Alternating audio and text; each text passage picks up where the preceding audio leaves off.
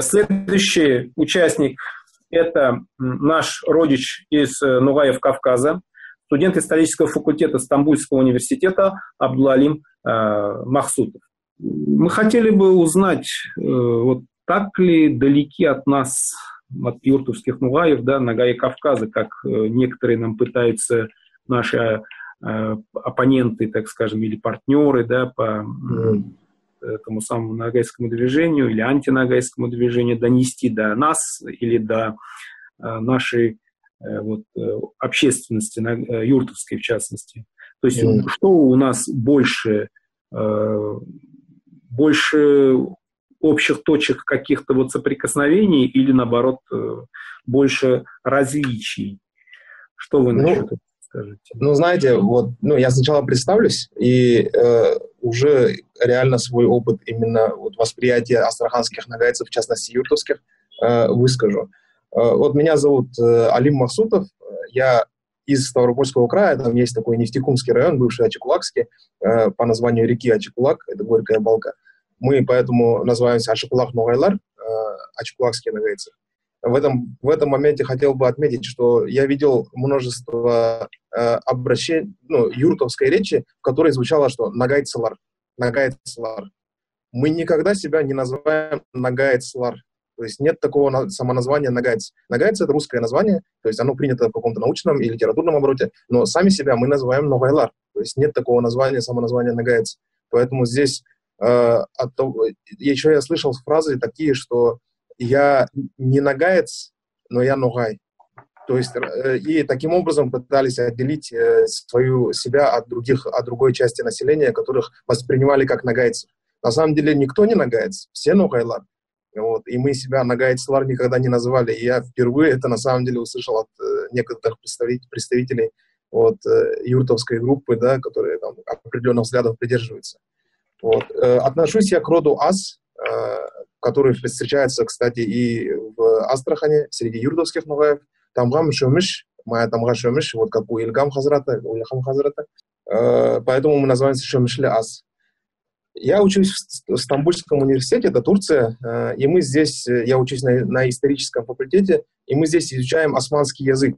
И когда я услышал, что вот есть юртовские нугаи, которые изучают и которые возвращаются к своей идентичности, меня эта тема заинтересовала. То есть я что-то раньше где-то видел, что-то краем глаза замечал, но из-за неактуальности этой темы я не обращал на это серьезного внимания. Хотя я должен заметить, что с детства я увлекаюсь ногайской историей, там, и с детства я писал какие-то статьи и так далее. И всегда я знал, что есть астраханские ногайцы, что вот они есть, но где они, что они, вот не знал тогда, в самом детстве.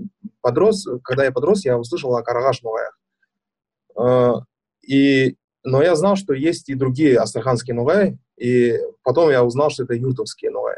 Так вот, изучая османский язык, я изучил арабскую графику и изучил, так скажем, чтение на языке тюрки, которые наши товарищи из Татарстана, наши друзья, историки из Татарстана любят называть старотатарским. Но что не является как бы общим названием, это название в обиходе только у татар. Например, вот Клопорт, который был в самом начале 19 века среди нагайцев, как раз на Ставрополье, он говорит, что они, то есть мы, мои предки, называем этот язык, письменный язык, шагатай или джагатай, то есть чагатайский язык. И на самом деле я тоже знал только, что этот язык называется тюрки или чагатайский. И намного позже я узнал, что этот язык еще называют старотатарским.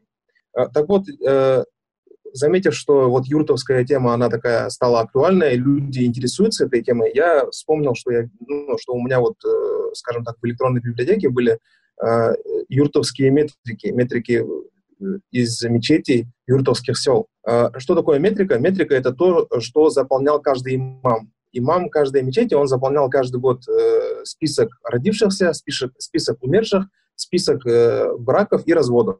То есть это вот такие, скажем так, записи были на каждый год. И самое главное, что это делал сам имам, сам мулла этой мечети, то есть человек из среды этого народа. И исходя из этого, это как бы наиболее объективный взгляд на население, скажем так, под его властью или под его надзором. Дело в том, что русские администрации, они же часто путали или же не так назвали, то есть у них были какие-то определенные названия, особенно часто это встречается именно с таким названием татар, и действительно татарами назвали все группы нагайцев раньше, и это делали только русские нас так назвали. Но сами себя нагайцы, они называли ногаями, ногай. Это и насчет кубанских ногаев, да, вот их назвали кубанскими татарами. Вот если прогуглить, любой заметит, что были какие-то кубанские татары. И кавказские татары были, это вот тоже ногайлар. Это вот моих предков называли тоже кавказскими татарами, и ногайскими татарами тоже назвали. Также кумыков называли дагестанскими татарами, карачайцев, балкарцев называли горскими татарами. То есть это не совсем объективный взгляд. И я бы даже сказал, что совсем не объективный взгляд. Ни один из этих народов сам себя дальше и не стал называть татарами. Что мы видим, что я вижу из архивов, если мы берем ревизские сказки, которые составлялись русской администрацией, то мы видим, что там написано везде татары. Юртовские татары, астраханские татары. Но как только мы смотрим в метрике, то мы видим там только ногай. И ни разу вот за все время, которое я читаю астраханские метрики юртовские, я ни разу не встретил упоминания слова татар.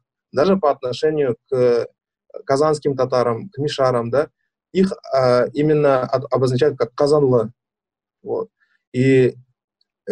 Во всех остальных случаях, вот когда дело касается юртовских или же харагаш ногаев, то обозначают юртовский ногай или харагаш ногай. То есть именно так, что ногай, везде мы встречаем это слово ногай. Недавно открыл метрические книги главной мечети Астрахани, это Белая мечеть, это главная мечеть Астрахани, за 1871 год. Это задолго до советской власти, но это намного позже и средневекового пласта, на который пытались ссылаться. Вот, что это ногаи были средневековые, а потом мы так себя не назвали. На самом деле, 1871 год уже называли ногаями. Открыл метрики, и там уже сразу ногай, юртовский ногай. И также за 1901 год, например, метрики, да, тоже юртский ногай, да, везде вот ногай встречается. То есть сам себя народ так называть не переставал ни после средневековых веков, ни в наше время. Вот. Это что касается метрик. И, кстати говоря, насчет метрик, вы упомянули, что некоторые наши оппоненты, исследователи, и в том числе я сам это обсуждал с татарстанскими исследователями генеалогии, что они говорили, что в метриках записаны сословия, то есть что это сословские какие-то обозначения. Но вот передо мной вот открыта метрика 1893 года из Семиковки. И здесь вот в первой же строчке обозначен туркмен тайфасы.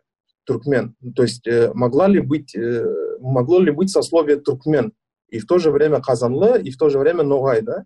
То есть неужели настолько много сословий таких, да, вот в одном селе есть какие-то туркменские сословия? Но на самом деле это прям явно, что это обозначение народов. Тем более, что здесь написано туркмен тайфасы, то есть туркменское племя. И поэтому никакой речи о сословиях не может идти. Также я начал смотреть, что говорили некоторые русские исследователи, которые непосредственно знали язык юртовских и астраханских вообще нугаев, и что они о них говорили.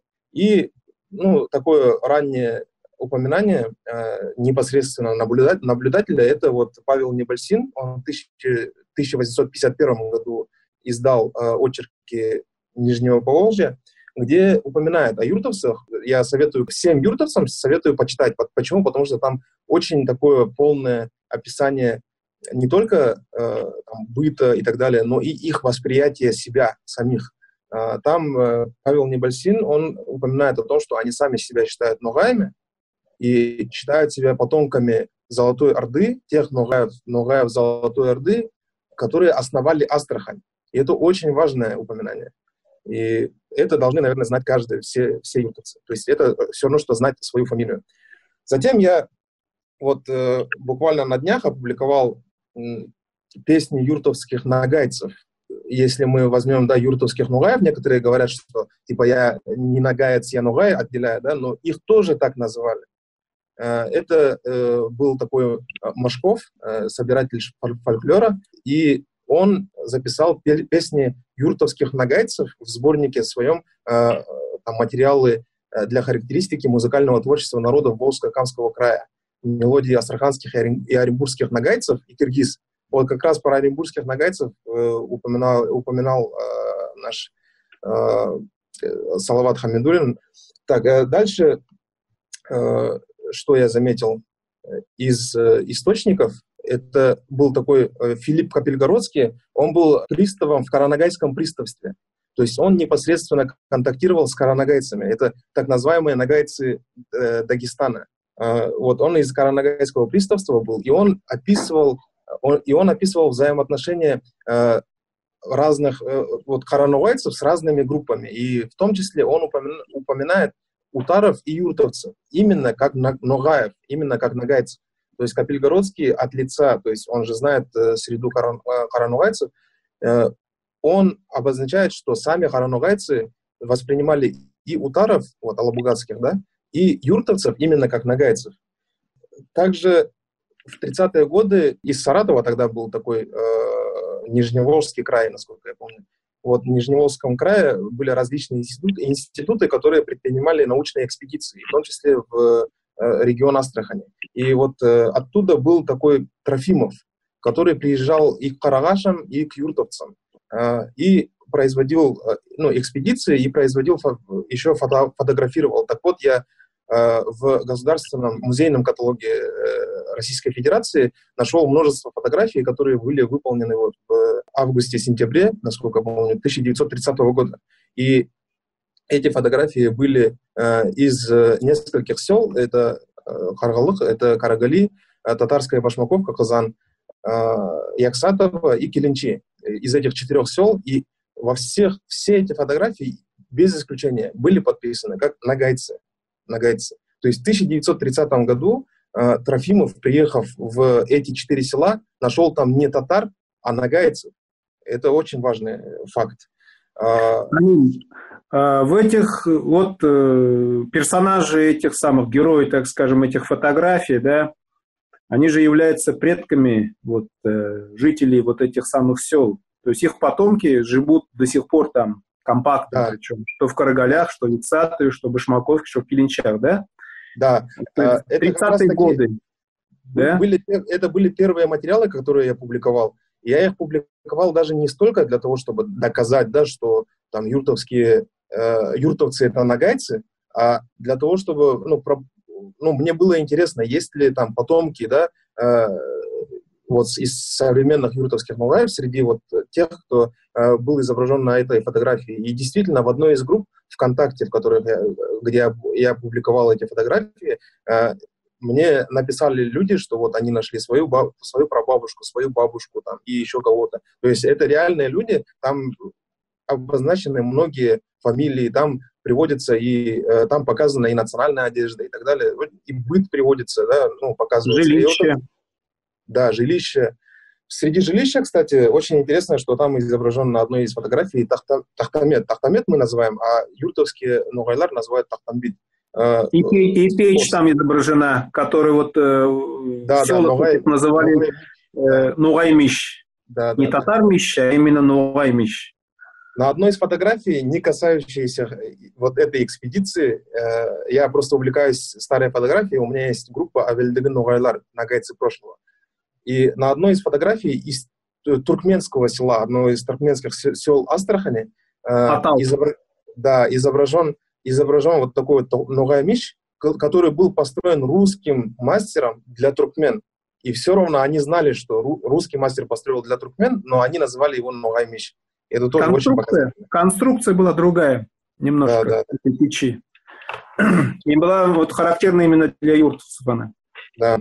Еще здесь мной был найден материал, касающийся Астрахани. Это материал доцента Мардинского университета. Мардинский университет Артуклу. Архивист, доктор наук Шакире Балыкчичалик, она написала такую работу, которая основывается на 3 эпосах киргизского народа, в том числе Манаса, и также сопоставила события там происходящие с реальной историей. И она пришла к выводу, я эти выводы перевел и опубликовал у себя на странице Facebook, что хан Ямгурчи, он был ногаем, и что он был из тех, кто основал Астраханское ханство, из народа, который основал Астраханское ханство, и этот народ тоже был ногайским народом. Это вот турецкий исследователь, мы можем сказать, что она абсолютно независима и абсолютно не подвергается влиянию никакой стороны, она не русскоязычная, и эта работа была вообще написана в 2012 году, насколько я помню, в 2012 году, очень давняя работа, и то есть очень интересная. Хан Ямгурчи – это предпоследний хан Астраханского ханства, да? Да, именно он. Он был выходцем из, народа, который идентифицировал себя как Нугай. И основали Астраханское ханство. И этот народ, из которого он был выходцем, были как раз основателями вот того Хаджитархана. Да. Старой Астрахани. Да. То есть отсюда можно сделать такой вывод, что население Астраханского ханства по своей этничности, оно было ногайского происхождения. Да, это исходит не только это же исходит и из преданий юртовцев, которые зафиксировал Павел Небольсин. Как я упоминал, он сказал, что они считают себя ногаями, и ногаями Золотой Орды основатели Астрахани. Да, потомками золотоордынских ногаев, основатели Астрахани. Это такой маркер, так скажем, для юртовских ногаев, хотя мы знаем, что часть юртовских... Астраханские татары не были кровными врагами Ногаев, да? Это был один народ, получается. Честно говоря, я был шокирован таким заявлением. Дамир Исхаков это заявил. Да. Почему? Потому что мы всегда воспринимали астраханских ногаев как часть себя самих. Я же говорю, что даже в детстве я знал, что в Астрахани есть ногайлар. Хотя тогда этот вопрос, он далеко не был, скажем так, актуальным. Тогда карагашское движение было, а юртовского не особо, да.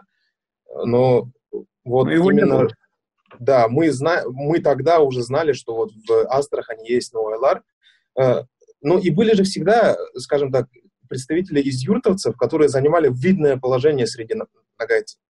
Это и можем сказать, что это и было и в прошлом. Я даже могу сказать, что Астрахань была эпицентром и, скажем так, центром зарождения ногайской элиты интеллектуальной начала 20 века. Это, конечно, во многом заслуга Абдурахмана Умерова и его сподвижников, в том числе одного из имамов Белой мечети, Абдульмаджида Абдуллина. Это был соратник Абдурахмана Умари, и они, кстати, оба были учениками Шихабуддина Марджани. Вот. Кстати говоря, вот сегодня сказали такое слово насчет Марджани, какой-то термин, выходящий из фамилии Марджани. Марджанисты, да. Марджанизм. Адепты марджанизма, да. Да. Я встречал такое высказывание самого Шихабуддина Марджани. Он же именно в его концепциях построения татарской нации, что вот некоторые из них настолько невежественны, что называют себя ногаями. Вот. И это было выражение его обиды в сторону Абдурахмана Умерова и в сторону Абдульмаджида Абдуллина, да, что вот у него некоторые ученики, они не пошли по его, хотя они были его одними из лучших учеников. Я бы даже сказал, что Абдурахман Умеров, он был самым ярким учеником Марджани, но он не последовал за ним, за его идеологией, и вот это вот была его обида такая. Вот. То есть говорить о том, что Абдурахман Умеров полностью разделял взгляды Марджани по проекту построения татарской нации, это, мягко говоря... Вообще Марджани нужно разделять. Вот. Именно как восприятие Марджани. Я даже, для меня было интересно, вот исламская культура, исламское прошлое, да, вот наследие, так скажем, таких выдающихся людей, как Галимджан Баруди, Ризаудин бин Фахруддин. И Марджани тоже. Марджани был выдающимся ученым исламским, но в национальном плане на него взгляд немного другой. То есть он, с точки зрения как историка, он противоречивая личность. Вот. Алим, вот смотрите, У нас вот, буквально вот в эфире вот выкладывали где-то неделю назад, я не помню уже, наши партнеры, да, наши соплеменники, которые уехали в Казань, которые вот призывают нас остаться в составе татарской нации, не заниматься поисками своих корней, не становиться вот тем, кем называли себя, значит, их предки, то есть нугаями. При этом они приводят такие доводы, что говорят, вот выход из вот этого татарского проекта – это путь никуда, это предадите себя забвению, это остановка, даже может быть шаг назад. Скажите мне, вот какие вообще есть достижения у современных нагайцев, вот у тех, которые вот живут сейчас у нас в Российской Федерации, в частности, на юге? Ну, вообще, хоть у нугаев, да, самих нет какого-то отдельного субъекта федерации, да, какой-то отдельной республики. Мы рассматриваем это как наше преимущество, в первую очередь, да, потому что мы не завязаны на каком-то центре, на который мы постоянно должны оборачиваться. А внутри себя мы абсолютно свободны, но при этом мы действенны. У нас есть вот этот запал, и у нас есть ресурсы. То есть мы, несмотря на то, что у нас нет республики, мы не сидим сложа руки и не говорим, что у нас же нет республики, мы не должны ничего делать. У нас, например, есть Ногайский отдел в научно-исследовательском институте в Карачаево-Черкесии, и издаются книги, причем множество трудов издаются, причем издаются в последнее время прямо в издательстве «Наука», то есть это прям серьезные труды. Я могу просто представить вот такую вот книгу, недавно она была издана, это книга Абдульхамида Шашибиевича Джанибекова, да. Это «Сөз казнасы. Сокровищница знаний», куда он поместил собранные им фольклорные произведения, среди которых, кстати, есть немало юртовских, потому что он же начинал свой путь с основания в Тияке, в Слободе Тияк в Астрахани, Ногайского общества Джиен назывался, главой которого стал Наджиб Гасри, который писал под псевдонимом Наджиб Ногайла. И они собирали фольклор в юртовских селах тоже. В частности, здесь, к примеру, опубликованы работы таких юртовских авторов, как Абдуллах Карауле, также Сархунбай Аль-Хайдар. Кстати, у Аль-Хайдара есть произведение «Домбрамга», то есть он, который посвящает своей домбре. Это к тому, что вот Сулейман Тактарич, он сказал, что у юртовцев есть саз, да, и кабал. И кабал, да. А вот у других это домбра, и это не наше. На самом деле, вот из фольклорных, вот, скажем так, сборов известно, что у юртовцев тоже эта домбра была. Но с какими-то процессами связано, не знаю с какими, но эта домбра, она ушла, да? Не знаю, полностью. И домбра была, и кобус был, я имею в виду кобус. Да? Вот танцевальная вот эта мелодика юртовских нугаев, она вообще очень легко играется на кобузе. Вот. Но я должен сказать, что домбра никоим образом не является основным инструментом ногайцев. Да. И причем не в одном из регионов. К примеру, на Кубани то же самое, домбры практически нет. У нас, я с детства помню, что у нас играли на кобызе, да, вот на гармонике, которая заменила смычковый кобыз. То есть мы называем смычковый кобыз кыл-кобыз, да, кыл-кобыз, то есть это именно смычковый кобыз. Но до этого мы его назвали просто кобыз, пока не появилась вот эта вот гармоника. Просто к кавказским ногаям, да, и к астраханским ногаям Поволжья нижнего, вот эта вот замена кобыза смычкового, она пришла разными путями. Если на Нижнее Поволжье она пришла в виде саратовской гармошки, которую называют саз, то к нам пришла вот эта вот гармоника большая, как баян, которую называют кобыз.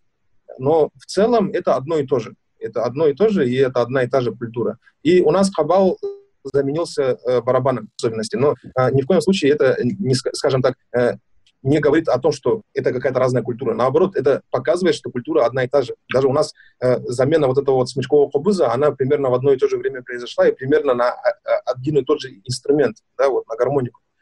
Вот. Что касается еще танцевальной культуры я тоже хотел указать. Часто говорят, что вот они танцуют лезгинку, они танцуют лезгинку. На самом деле у ногаев есть свои танцы, и мы их танцуем. Это на Кубани есть и тугарек танец, и узун, и кошемекей, и разные другие танцы. У нас тоже есть свои танцы. И даже здесь у нагайцев в Турции, здесь, которые никаким образом не связаны с Кавказом уже несколько столетий, есть свои танцы. Например, есть танец, называется ханикей. И в принципе, вот это движение и сама структура, сама идея танца, она одна и та же с той, которую я увидел у Карагаш ногаев и у юртовских ногаев тоже. То есть это примерно одно и то же культурное явление, которое претерпело какие-то региональные особенности. Причем я заметил вот в той же передаче, где говорили, что юртовские ногаи, там, астраханские татары, это кровные враги, это вообще не знаю, откуда они взяли, кровные враги ногаев. Там же они сказали, что там же упоминается, что юртовская культура, юртовская музыкальная и танцевальная культура, она едина в, скажем так, северокавказском пространстве. То есть она входит в это северокавказское пространство. И на самом деле это так, скажем так, что с ногаями Северного Кавказа я не увидел никакой разницы. Тем более, что и в Крыму даже похожие танцы, они присутствуют. Вот. Это что касается культуры. Что касается языка, у меня был личный опыт общения с юртовскими ногаями. Даже здесь, в Стамбуле, я встречал, вот, они сначала говорили астраханский татарин, а потом я спрашивал, кто, и они говорили, ногай. Вот. И когда я начинал интересоваться, и когда переходил на наш родной язык, я никакой разницы не ощущал. И даже сюда приезжал, например, Ильнур Хазрат из Астрахани. Он был у меня в гостях даже здесь дома. Я никакой разницы не ощущал. То есть мы в устной речи мы общаемся свободно. Я даже вот этих фонетических различий, как бы я немного заметил чуть-чуть, но в принципе вообще никаких, у нас никакой преграды между нами в общении на родном языке не было. Вот, Алим, вы упомянули, что у вас супруга, она из Каранагая, сами вы ставропольские и имели опыт общения с юртовскими ногаями, да?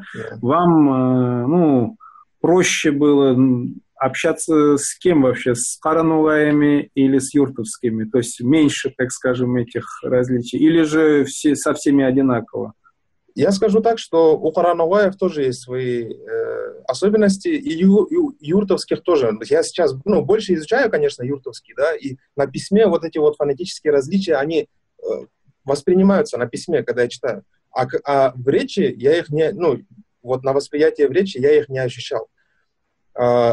И, скажем так, у караногаев мы с ними длительное время рядом живем, но у нас с ними различия есть. И например, используемых чаще всего словах там, и в каких-то речевых оборотах. Там, например, у караногаев есть некоторые моменты, которые ближе к юртовским. Например, у них мы говорим «солай», а караногаи говорят «шолай», например, да?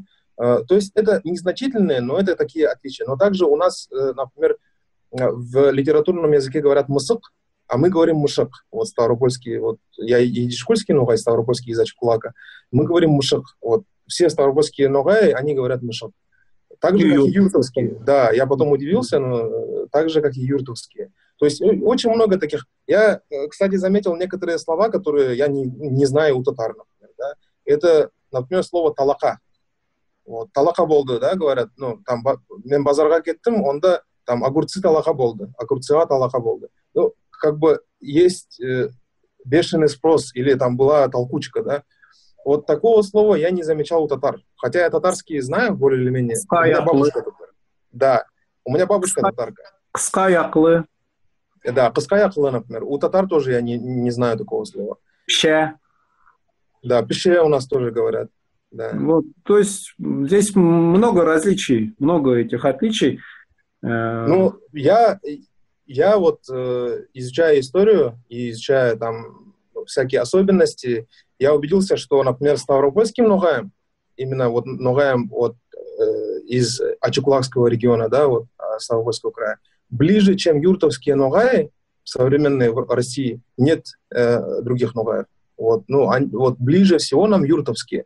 Я к такому выводу пришел. Кстати, ногай из Киленчи юртовские, в корне они едисанные. У меня бабушка едисанка, и у нас в районе тоже едисаны есть. Вот Иркаклы, например, село, на вкус артезиан. Это едисанские села. То есть Киленчи и Иргаклы, например, они могли бы вообще быть, скажем так, побратимами, да, и могли бы там очень близко общаться, потому что и те, и другие едисаны. Также у нас есть ногай-шай. Потом у нас есть слоеная такая лепешка. У нас называется хатлама. У юртовцев что-то похожее, я не помню. Также. Вот хатлама. Да. Потом мы так же, как и юртовцы, живем в степи. У нас рек чуть-чуть меньше, конечно, но у нас та же полынь, юсан мы называем, юсан. У нас тот же лоховник, вот, феники там, или как называем, мы лоховник называем. У нас жигда говорят его. Ягана, ягда говорят. Да.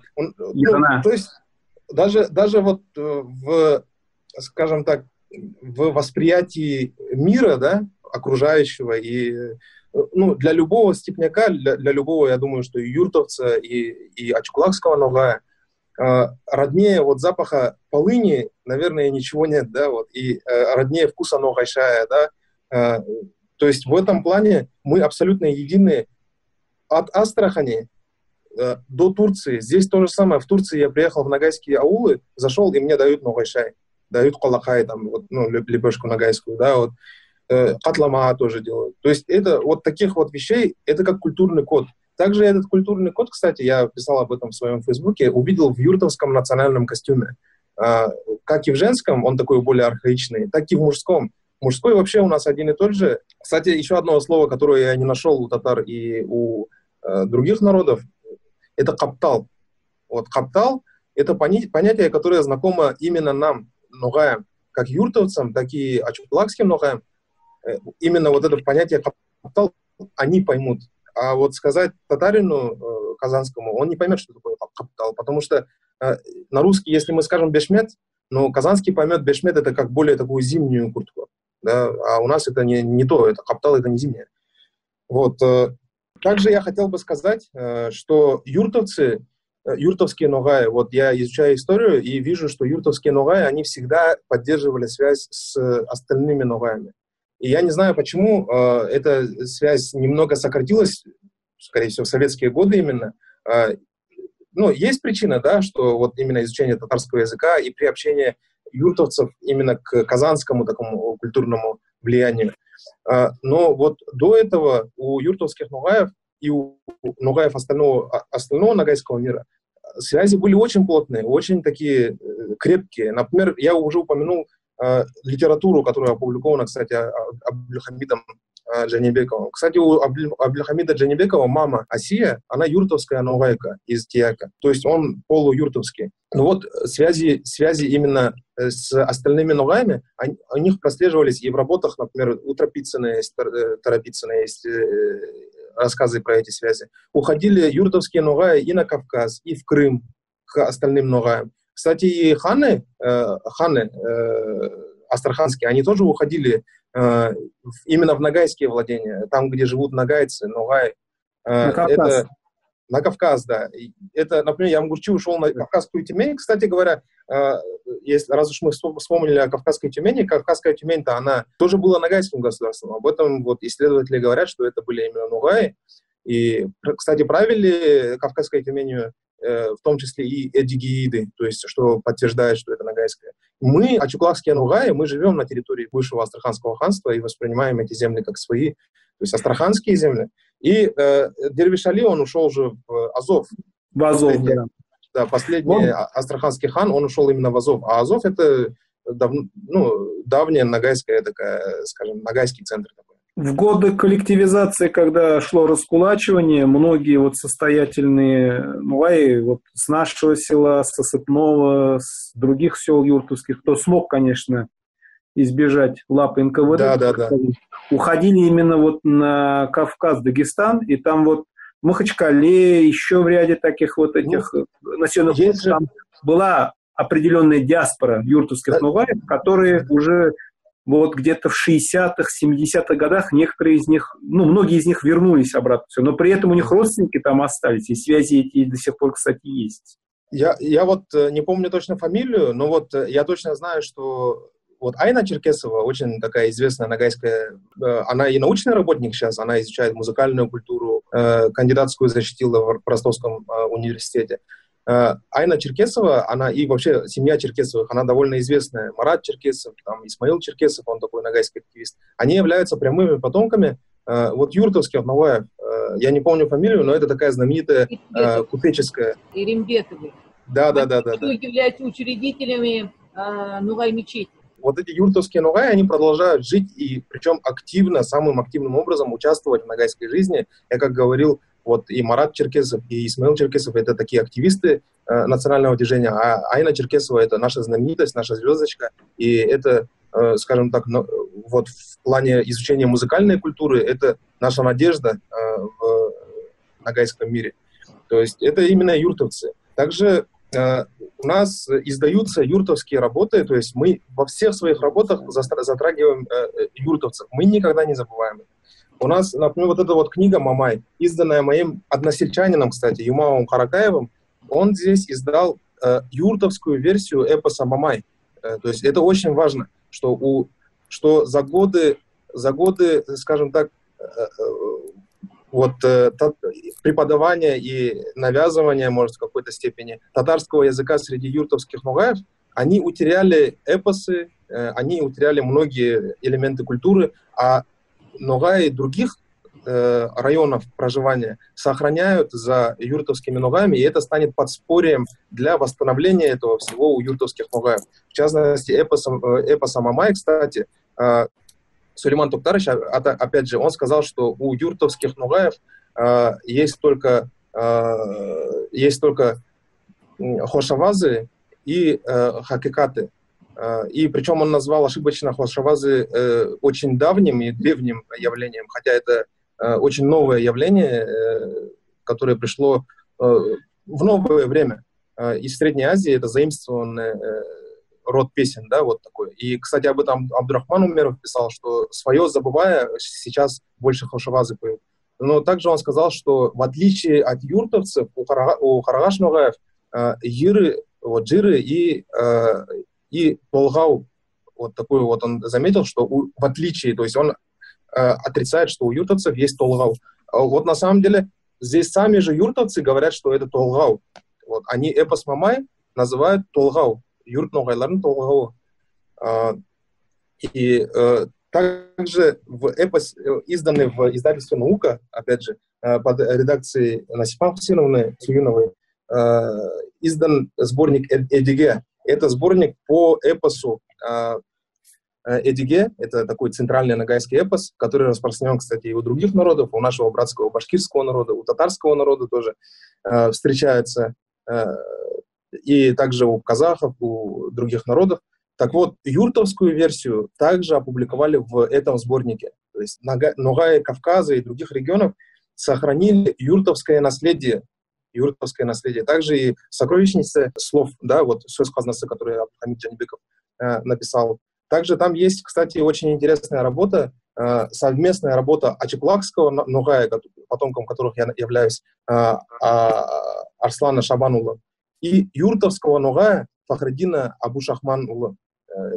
Это Фахриддин Абушахманов, если мы будем современным языком говорить. Абушахмановы, насколько я знаю, до сих пор есть.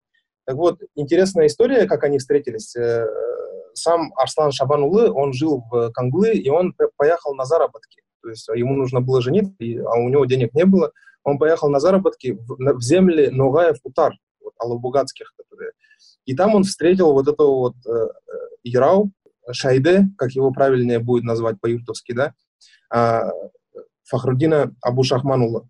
И там они вместе написали поэму «Карайдарман Кызылгуль», которая является, скажем так, аналогом Ромео и Джульетты ногайской литературы. Это очень, скажем так, любой школьник, который в школе изучал ногайский язык, он знает эту поэму.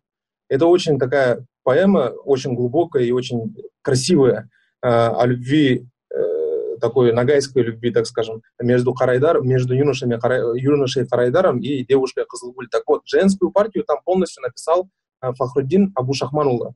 И эту версию этой поэмы Абдулхамид Джанибеков записал как бы среди юртовских нугаев, так потом, приехав на Кавказ, он записал и у кубанских ногаев. То есть во всем ногайском мире эта поэма передавалась, как и в том числе и среди юртовцев. И еще один аспект, который говорит нам вот этот факт, что юртовский ногай и ногай Ачепулакский, который живет в Канглы, в регионе Пятигорья, да, среди бешталских ногаев, этих ногаев Пятигорья, что они могли вместе написать одну поэму. Это что говорит? О том, что язык у нас один. У нас язык один. И различия настолько малы, настолько, что два автора из разных мест могут написать одну поэму. Вот. И, кстати, там упоминается очень много об Астрахани тоже, потому что Харайдар в поисках заработка ушел казаковать и в первую очередь в Астрахань. Да, я хотел бы последнее сказать, одну вещь, что ногаи хранят также наследие таких вот великих юртовских интеллектуалов, как Басир Абдуллин, это первый ногайский драматург, как можно Абдельхамида Джанибекова упомянуть, как Наджиб Гасри, да, вот, как Фахреддина Абушахманула и других юртовских, скажем так, авторов. При том, что, переходя в татарскую идентичность, наши юртовские братья немного забыли этих авторов, а мы их помним. И мы, кавказские ногаи, никоим образом, скажем так, не идем вперед. Я люблю такую фразу, что дело возврата к идентичности юртовских ногаев, дело самих юртовских ногаев. Мы можем лишь поддержать и можем лишь помочь. Но вот этот вот фундамент, который мы сохранили, мы готовы его передать юртовским ногаям, чтобы уже его воплощать в жизнь и развивать среди самих юртовских ногаев. Это очень важно. Это очень важный посыл, который я хочу напомнить. Спасибо, Алим, за такой, значит, интересный рассказ, такую интересную лекцию. Я думаю, такие встречи у нас в таком формате мы с вами продолжим. Всем участникам сегодняшней видеоконференции Куб Рахмат. Да, желаю вам всем творческих успехов, деловых успехов, значит, спокойного неба над головой, достатка вашим семьям. Всем салам алейкум. Спасибо вам. Большое спасибо за приглашение еще раз.